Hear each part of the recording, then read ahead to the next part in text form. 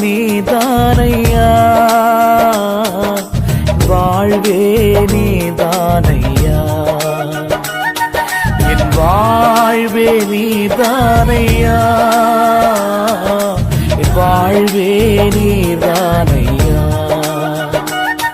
என் இயேசுவே என் ஜீவனே, என் ஜீவனின் பலனுமானது, என் வாழ்க்கையின் ஒளிவிளக்கே நீ போதுமே என் வாழ்விலே, வாழ்வே நீதானையா, என் வாழ்வே நீதானையா.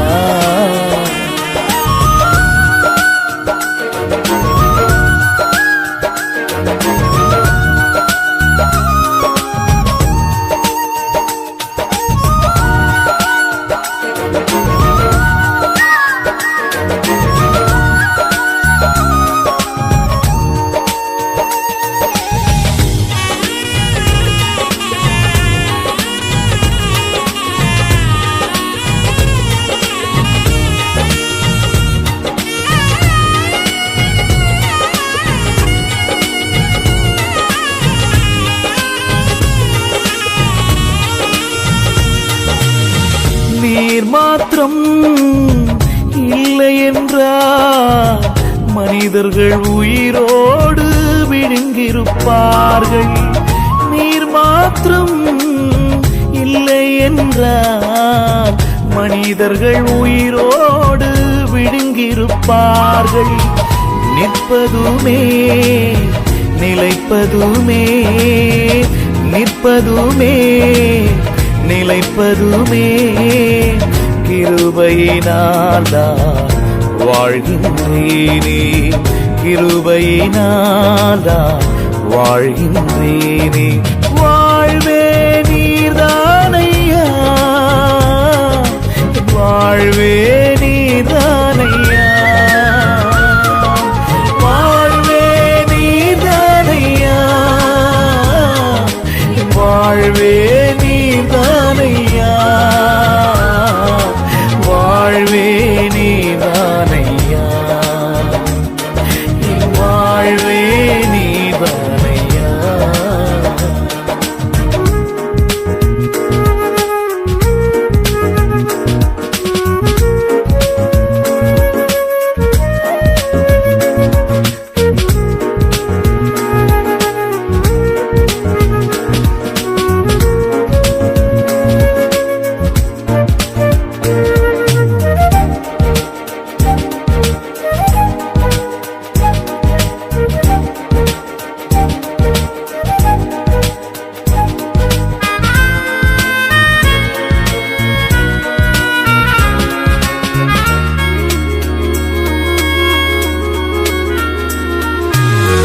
நான்கு திசையில் அடைந்தேன் திரிந்தேன், ஆறுதல் சொல்ல யாரும் இல்லை.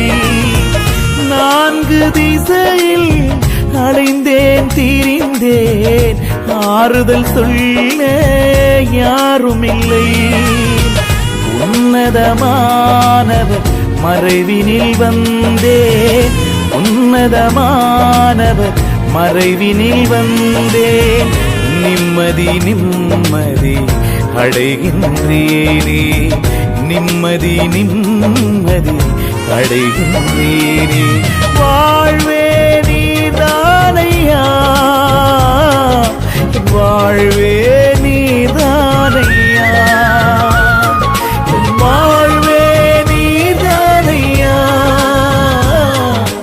வாழ்வே நீதானையா, வாழ்வே நீதானையா,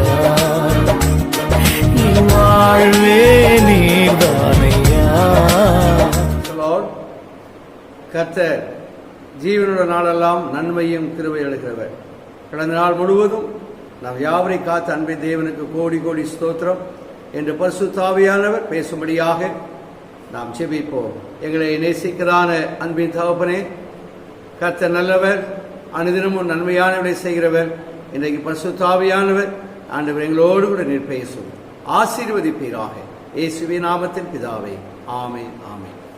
அன்பானவர்களே, கர்த்தருக்குள் மகிழ்ச்சி அடைகிறேன். கர்த்தர் நம்மோடு பேசுவாராக. நம் ஒவ்வொருவரையும் ஆசீர்வதிப்பாராக. அன்பார்களே, செய்தியின் தலைப்பு தேவன் மௌனமாயிரார்.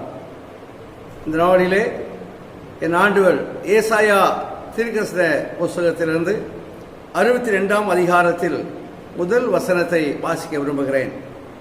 சீயோனி நிமித்தம் எருசலேமின் நிமித்தமும் நான் மௌனமாயிராமலும் அது நீதி பிரகாசத்தை போலவும் அதன் ரட்சிப்பு எரிகிற தீவெட்டியைப் போலவும் வெளிப்படும் மட்டும் அமராமலும் இருப்பேன். அன்பானவர்களே, நம்முடைய தேவன் மௌனமாயிரார் மாத்திரமல்ல, நமக்கு நன்மை செய்கிற வரைக்கும் அமர்ந்திருக்க மாட்டாதவர். ஆண்டவர் யாருக்கு இதை சொல்கிறார் என்றால், தேவனுடைய ஜனங்களுக்கு. எருசலேம் என்று சொல்லும் பொழுது அங்கே தேவனுடைய ஜனங்கள் வாசமாயிருக்கணும். சீயோன் தேவனுடைய ஆலயம் ஆகியாலே தேவனுடைய ஜனங்களுக்கு ஆண்டவர் சொல்கிறார். என்ன சொல்கிறார் என்று சொல்லும் பொழுது வேதத்தில் நாம் பார்க்கிறோம். அன்பார்களே, இந்த வசனத்திலே 2ஆம் வசனம் சொல்லப்படுகிறது.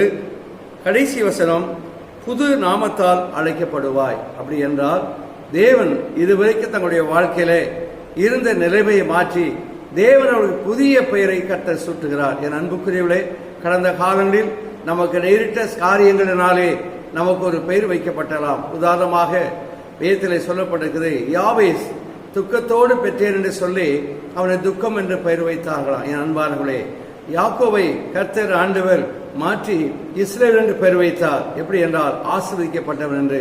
ஆகியாலே தேவனுடைய ஜனங்களை கர்த்தர் இனி நீ அதாவது நீங்கள் பழைய காலத்தில் இருந்தவர்களைப் போல அல்ல, இனி கர்த்தர் புதிய காரியத்தை செய்ய போகிறார். ஆகியாலே புதிய பெயரிட்டு தேவனை அழைப்பேன் என்று கர்த்தர் சொல்கிறார். அன்பார்களே, அது மாத்திரமல்ல, தேவன் சொல்கிறார் 12ஆம் வசனத்திலே மிக அழகாய் சொல்கிறார். 62ஆம் அதிகாரத்திலே என் ஆண்டவர் சொல்கிறார், வாசிக்க முடியாது, நான் விரும்புகிறேன்.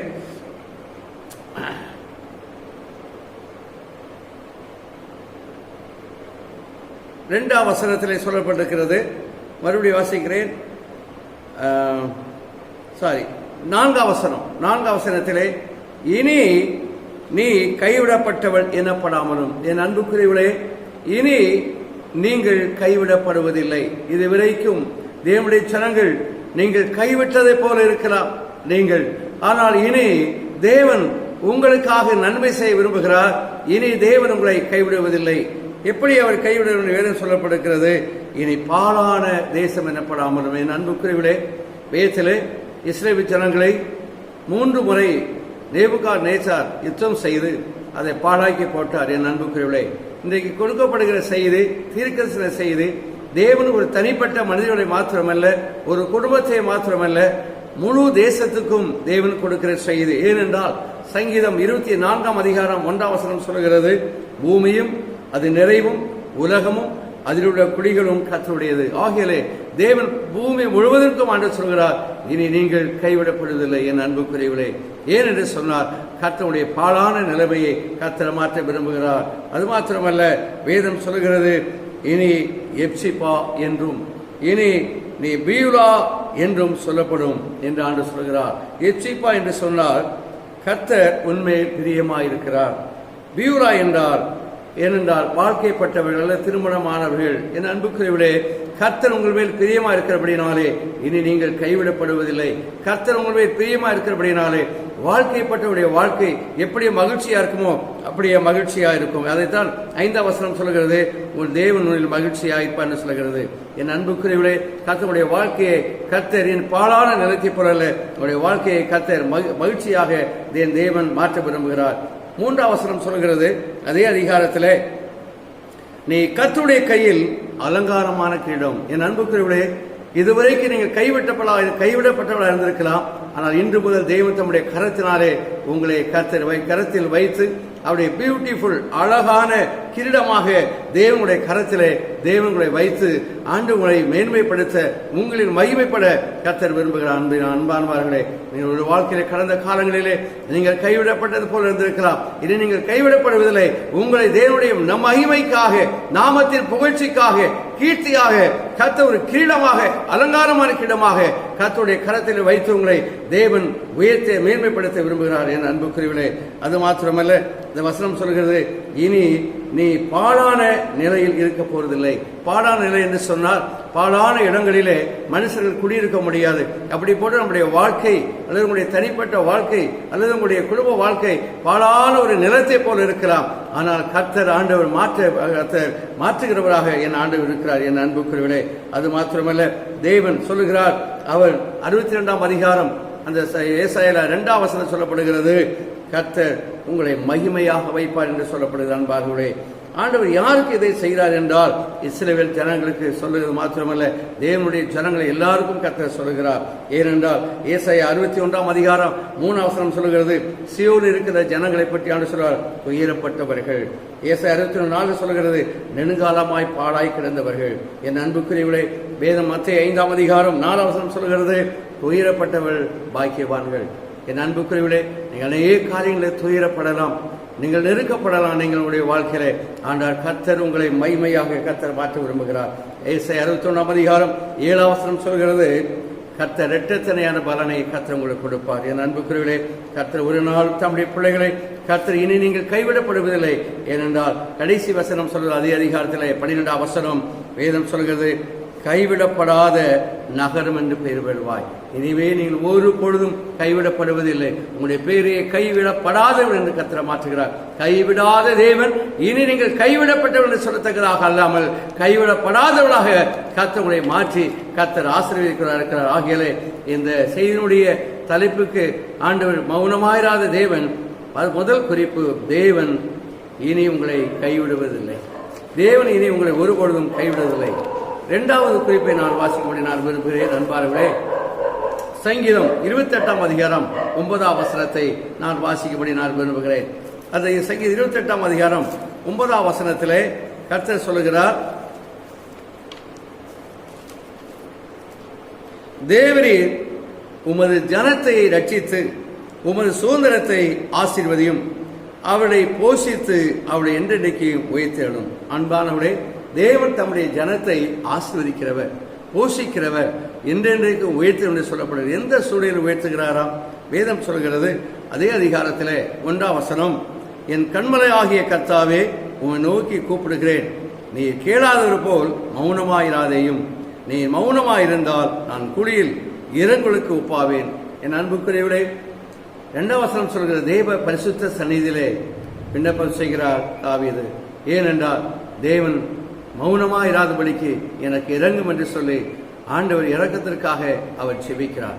அவர் செபிக்கும் பொழுது அவர் எதற்காக செபிக்கிறார் என்று வேதம் சொல்கிறது, அக்கிரமக்காரர் துன்மார்க்கர். 3ஆம் வசனம் சொல்கிறது, அக்கிரமக்காரர் துன்மார்க்கர். ஏனென்றால் தாவீதுக்கு விரோதமாய் தங்களுடைய இருதயத்திலே அவருடைய பொல்லாத நினைவுடையவர்களாக இருந்தார்கள். என் அன்புக்குரியவர்களே, இன்றைக்கு தேவனுடைய பிள்ளைகளுக்கு விரோதமாய், நீதிமான்களுக்கு விரோதமாக துன்மார்க்கர்களும் பொல்லாதவர்களும் அக்கிரமக்காரர்களும் அநியாயக்காரர்களும் இன்றைக்கு எழும்புகிறார்கள். ஆனாலும் என் தேவன் மௌனமாகிறார். தாவீது செபித்தது போல நீங்கள் தேவ சந்நிதியில் நீங்கள் செபிப்பீர் என்று சொன்னார், நிச்சயமாய் கர்த்தர் நமக்காய் கிரியை செய்கிறார். அவர் எப்படி செபிக்கிறார்? அதே அதிகாரத்தில் 7ஆம் வசனம் சொல்கிறது, என் இருதயம் கர்த்தரை நம்பி இருந்தது. என் அன்புக்குரியவர்களே, கர்த்தரை நம்புகிறவர்களை ஒருபோதும் அவர் கைவிடுவதில்லை. இந்த உலகத்திலே நம்முடைய நம்பிக்கை ஜீவனுடைய தேவன், உயிரோடு இருக்கிற என் தேவாதி தேவன் மேல் நம்முடைய நம்பிக்கை இருக்குமானால், இந்த உலகத்தில் ஒரு தனிப்பட்ட மனிதன் மாத்திரம் உங்கள் விரோதி அல்ல. அதிகாரத்தில் இருக்கிறவர்கள், ஆள்கள் இருக்கிறவர்கள், ஒருவேளை நன்மை செயலாக இருக்கலாம், ஒருவேளை தீமை செயலாக இருக்கலாம். யாரா இருந்தாலும் சரி, என் ஆண்டவர் தேவனுடைய பிள்ளைகளுக்கு விரோதமாய், தேவனுடைய ஜனத்துக்கு விரோதமாய் எழும்புகிற பொல்லாதவர்களை கர்த்தர் ஆண்டவர் ஒரு நாள் பார்த்து கொண்டிருக்க மாட்டார். தேவன மௌனமாயிறார். ஆகியாலே கர்த்தர் நீங்கள் நம்புவேன் என்று சொன்னார் என்ன செய்வார்? வேதம் சொல்கிறது அதே அதிகாரத்தில் 7ஆம் வசனம், நான் சகாயம் பெற்றேன். என் அன்புக்குரியவர்களே, கர்த்தரை நம்புகிற ஒவ்வொருவருக்கும் நீங்கள் எந்த நிலைமையில் இருந்தாலும் என் தேவன் சகாயம் பண்ணுவார். ஏன் அவருடைய பேரே அவர் சகாயர். அவர் நம்முடைய சகாயர். அப்படி என்றால் ஹெல்பர், நமக்கு உதவி செய்கிறவர். அன்புக்குரியவர்களே, ஆகியால் வேதம் சொல்கிறது, இந்த உலகத்தில் கேட்கலாம், துன்மார்க்கர் என்றால் யார் என்று நீங்கள் கேட்கலாம். நீதிமானை பகைக்கிற ஒவ்வொருவரும் துன்மார்க்கர்கள் தான். அன்பார்களே, சங்கீதம் 34:21 சொல்கிறது. அடுத்து சங்கீதம் 10ஆம் அதிகாரம் 4ஆம் வசனம், துன்மார்க்கர் தேவனை தேடாத ஒவ்வொரு மனிதனும் ஆண்டு துன்மார்க்கர் என்று சொல்கிறார். அன்பார்களே, சங்கீதம் 11ஆம் அதிகாரம் 5ஆம் வசனம், துன்மார்க்கர்களை தேவனுடைய உள்ளம் வெறுக்கென்று சொல்லப்படுகிறது. ஆகையாலே சங்கீதம் 37 அதிகாரம் 40 வசனம் சொல்கிறது, நீதிமானை கர்த்தர் தப்புவிக்கிறார். கர்த்தருடைய பிள்ளைகளே, நீங்கள் தேவனுடைய பிள்ளைகள், நீங்கள் நீதிமான். கர்த்தர் உங்களை இந்த உலகத்திலே பொல்லாத இருதயமுடையவர்களுக்கு தப்புவித்து சகாயம் அருளி கர்த்தர் உங்களை ஆண்டவர் பாதுகாக்கிறவராக இருக்கிறார். ஆகையால்தான் 9 வசனம் சொல்கிறது, அவர் தம்முடைய சுதந்திரத்தை ஆசீர்வதிக்கிறார், உங்களை போஷிக்கிறார், உங்களை என்றென்றைக்கும் உயர்த்துவார், ஒருபோதும் கைவிடவே மாட்டார். என் தேவன் ஒரு நாள் மௌனமாகிறார். ஆகையாலே இந்த 2வது குறிப்பு, உங்களை ஆசீர்வதிக்க மௌனமாகிறார். நீங்கள் எந்த சூழலில் இருந்தாலும் சரி, நிச்சயமாய் உங்களை ஆசீர்வதிப்பார். எப்படி ஆசீர்வதிப்பார் என் அன்புக்குரியவர்களே? அடுத்ததாக 3வது குறிப்புக்கு நாம் செல்லலாம். வேதத்தில் சொல்லப்படுகிறது, சங்கீதம் 39 அதிகாரம் 12 வசனம். 39 chapter 12 verse. 39 அதிகாரம் வேதத்தில் சொல்லப்படுகிறது 12 வசனம்.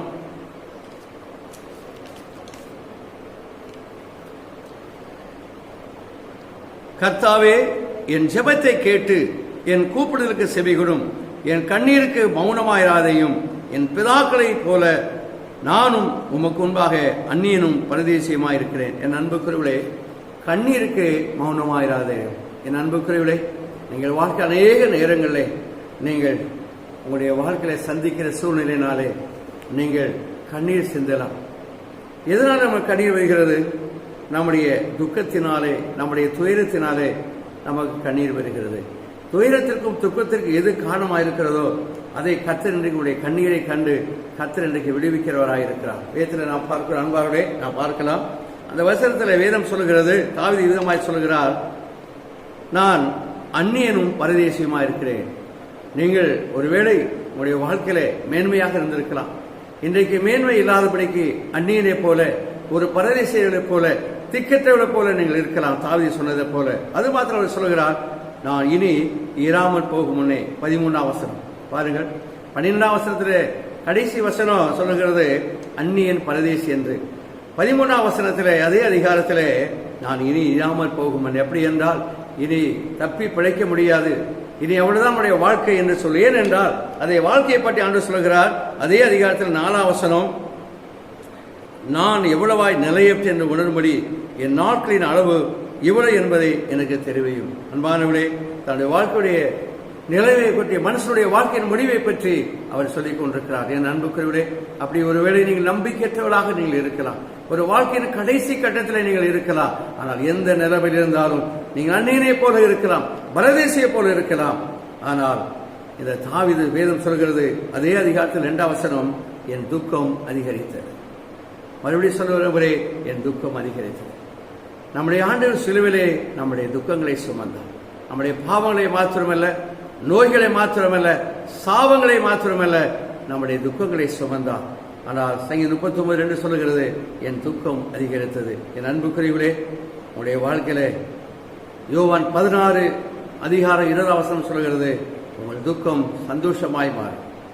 சங்கீதம் 90 அதிகாரம் 15 வசனம் சொல்லுகிறது, துன்பத்தை கண்ட வருஷங்கள் சரியாய் உங்களுடைய மகிழ்ச்சியாக்குவார். ஏசாயா 60 அதிகாரம் 20 வசனம் சொல்கிறது, உங்களுடைய துக்க நாட்கள் முடிந்து போகும். என் அன்புக்குரியவர்களே, கர்த்தர் ஒரு நாள் கைவிடவே மாட்டார். கர்த்தர் நம்முடைய பிள்ளைகளுக்கு மௌனமாகிறார். தேவன் மௌனமாகிறார், உங்களுடைய கண்ணீரை காண்கிறார். என் அன்புக்குரியவர்களே, கர்த்தர் உங்களுடைய கண்ணீரை அவர் துடைப்பார்.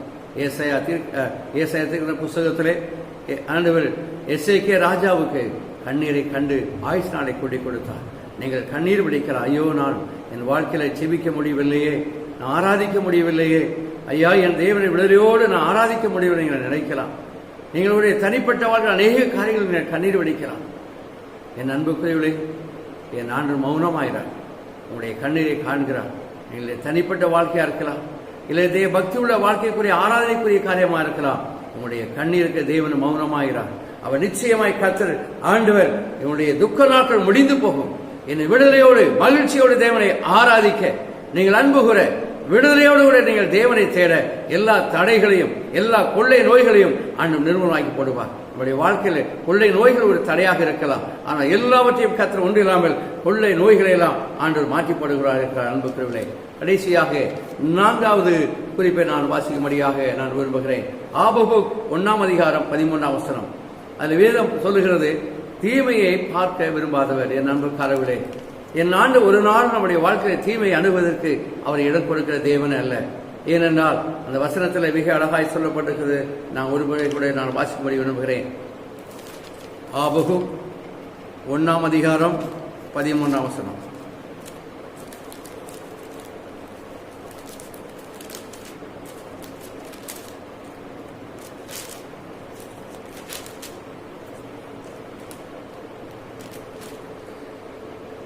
தீமையை பார்க்க மாட்டாத சுத்த கண்ணனே, அநியாயத்தை நோக்கி கொண்டிருக்க மாட்டீரே, பின்னை துரோகிகளை நீர் நோக்கி கொண்டிருக்கிறது என்ன? துன்மார்க்கன் தன்னை பார்க்கிலும் நீதிமானை விழுங்கும் போது நீர் மௌனமாய் இருக்கிறது என்ன? ஐயா, துன்மார்க்கன் நீதிமானுக்கு விரோதமாய் எழும்பலாம். என் அன்புக்குரியவளே, மறுபடியும் சொல்லுகிறேன், நீதிமானுக்கு விரோதமாக துன்மார்க்கர்கள் பாவிகள் எழும்பலாம். ஆனால் கர்த்தர் தீமையை பார்க்கவே மாட்டார். ஏனென்றால் கர்த்தர் நம்ம எல்லா தீங்குக்கும் விலக்கி காக்கிறவர். அவர் நம் நடுவில் நம்மோடு கூட இருக்கிறவர். ஆகிய அநியாயத்தை அவர் பார்க்கவே மாட்டார். ஏனென்றால் நீதிமானை கர்த்தர் என்றென்றைக்கும் அவர் காக்கிறவர். ஏனென்றால் வேதம் சொல்கிறது, சங்கீதம் 34 அதிகாரம் 21 வசனம், நீதிமானை பகைக்கிறவர்கள் குற்றவாளி ஆவார்கள். தேவன் பரிசுத்தவான்களை பாதங்களை பாதுகாக்கிறவர். என் அன்புக்குரியவர்களே, தம்முடைய ஊழியக்காரர்களை நட்சத்திரங்களை தம்முடைய கரங்களை மேன்மையாக வைத்திருக்கிறார். கர்த்தர் நம்முடைய ஊழியக்காரனுக்காக ஆண்டவர் பரிதவிக்கிறவராக இருக்கிறார். ஊழியக்காரனுடைய சுகத்தை விரும்புகிறவர். ஆகியாலே நீதிமானாக இருக்கலாம், பரிசுத்தவானாக இருக்கலாம், நீங்கள் எப்படிப்பட்ட மேன்மையாக நீங்கள் இருக்கலாம். என் ஆண்டவர் தம்முடைய உங்களுக்கு தீமை வராதபடி உங்களை காக்கிறவர். அன்புக்குரியவரே, ஆகியாலே சங்கீதம் 34 அதிகாரம் 15 வசனம் சொல்லுகிறது, தேவனுடைய கண்கள் நீதிமான்கள் மேல் நோக்கமாக இருக்கிறது. ஆண்டவர் சங்கீதம் 34 அதிகாரம் 16 வசனம் சொல்லுகிறது, தீமை செயலுக்கு விரோதமாக கர்த்தருடைய முகம் இருக்கிறது. ஆகியாலே அன்பான தேவனுடைய பிள்ளைகளே, இனி தேவன் மௌனமாகிறார். இனி நீங்கள் கைவிடப்படுவதில்லை. தேவன் உங்களை ஆசீர்வதிக்க மௌனமாகிறார். கண்ணீருக்கு அவர் மௌனமாகிறார். உங்களுடைய தீமை பார்க்க விரும்பாதவர். இந்த 4 காரியங்களின்படி கர்த்தர் நிச்சயமாய் உங்களையும் குடும்பத்தையும் ஆசீர்வதிப்பார். நாம் ஜெபிப்போம். அன்பான எங்கள் நல்ல தகப்பனே, என்று தேவரே நீ மௌனமாயிராதவர். நீ தனிப்பட்ட மனிதருக்கும் குடும்பத்தை நேசிக்கிறது மாத்திரமல்ல, ஆண்டவரே, பூமியில் இருக்கிற எல்லா குடிகளுக்கும் ஒரு நல்ல செய்தி எங்களுக்கு நீர் தந்திருக்கிறேன். ஆண்டவரே, இனி கைவிடப்படுவதே இல்லை. ஆண்டவரே, கைவிடப்படுவதே இல்லை. ஆண்டவரே, ஏசப்பா, நீர் ஆசீர்வதிக்கிறவர், கண்ணீரை காண்கிறவர், தீமையை பார்க்க மாட்டாதவர். உடைய வார்த்தையின்படியே ஒவ்வொருவரையும் நீர் ஆசீர்வதித்து கர்த்தர் மேன்மைப்படுத்தி மகிமையாய் நீர் பாதுகாப்பீராக. இயேசுவின் நாமத்தில் பிதாவே, ஆமென், ஆமென். God bless you.